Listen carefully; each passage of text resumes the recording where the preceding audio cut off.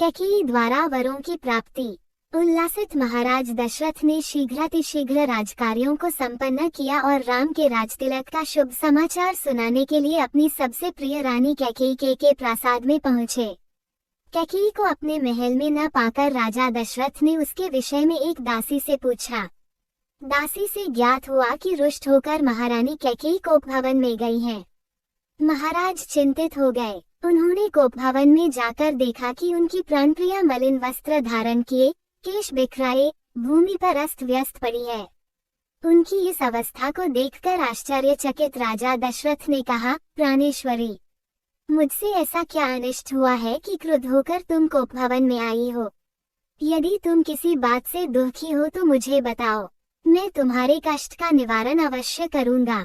महाराज के इस प्रकार मनोहार करने पर कैकेयी बोली, प्रणनाथ, मेरी एक अभिलाषा है, किंतु यदि आप उसे पूरी करने की शपथपूर्वक प्रतिज्ञा करेंगे तभी मैं आपको अपनी अभिलाषा के विषय। महाराज दशरथ ने मुस्कुराते हुए कहा, केवल इतनी सी बात के लिए तुम कोप भवन में चली आई हो? मुझे बताओ, तुम्हारी क्या इच्छा है, मैं तत्काल उसे पूरा करता हूँ। इस पर कैकेयी बोली, महाराज, पहले आप सौगंध लीजिए कि आप मेरी अभिलाषा अवश्य पूरी करेंगे।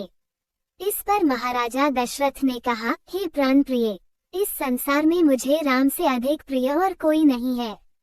मैं राम की ही सौगंध लेकर वचन देता हूँ कि तुम्हारी जो भी मनोकामना होगी उसे मैं तत्काल पूरी करूँगा। महाराज सौगंध लेने से आश्वस्त हो जाने पर कैकेयी बोली, आपको स्मरण होगा कि देवासुर संग्राम के समय आपके मूर्छित हो जाने पर मैंने आपकी रक्षा की थी और प्रसन्न होकर आपने मुझे 2 वर देने की प्रतिज्ञा की थी। उन दोनों वरों को मैं आज मांगना चाहती हूँ। पहला वर तो मुझे ये दे कि आप राम के स्थान पर मेरे पुत्र भरत का राजतिलक करें, और दूसरा वर मैं यह मांगती हूँ कि राम को 14 वर्ष के लिए वन जाने की आज्ञा दें। मेरी इच्छा है कि आज ही राम वल्कल पहनकर वनवासियों की भांति वन के लिए प्रस्थान करें। अब आप अपनी प्रतिज्ञा पूरी करें, क्योंकि आप सूर्यवंशी हैं और सूर्यवंश में अपनी प्रतिज्ञा का पालन प्राणों की बलि देकर भी किया जाता है। कैकेयी के इन वचनों को सुनकर राजा दशरथ का हृदय चूर चूर हो गया। उन्हें असह्य पीड़ा हुई और वे मूर्छित होकर गिर पड़े। कुछ काल बाद जब उनकी मूर्छा भंग हुई तो वे क्रोध और वेदना से कांपते हुए बोले, रे कुलघातिनी, न जाने मुझसे ऐसा कौन सा अपराध हुआ है जिसका तूने इतना भयंकर प्रतिशोध लिया है। पतिते, नीच, राम तो तुझ पर कौशल्या से भी अधिक श्रद्धा रखता है, फिर भी तू उसका जीवन नष्ट करने तू के लिए कटिबद्ध हो गई है। प्रजा को अत्यंत प्रिय राम को बिना किसी अपराध के मैं भला कैसे निर्वासित कर सकता हूँ? तू अच्छी तरह से जानती है कि मैं अपने प्राण त्याग सकता हूँ, किंतु राम का वियोग नहीं सह सकता। मैं तुझसे विनती करता हूँ कि राम के वनवास की बात के बदले तू कुछ और मांग ले। मैं तुझे विश्वास दिलाता हूँ कि मैं तेरी मांग अवश्य पूरी करूँगा। महाराज दशरथ के इन दीन वचनों को सुनकर कैकेयी तनिक भी द्रवित नहीं हुई। वह बोली, राजन, ऐसा कहकर आप अपने वचन से हट रहे हैं, यह आपको शोभा नहीं देता। आप सूर्यवंशी हैं, अपनी प्रतिज्ञा पूरी कीजिए।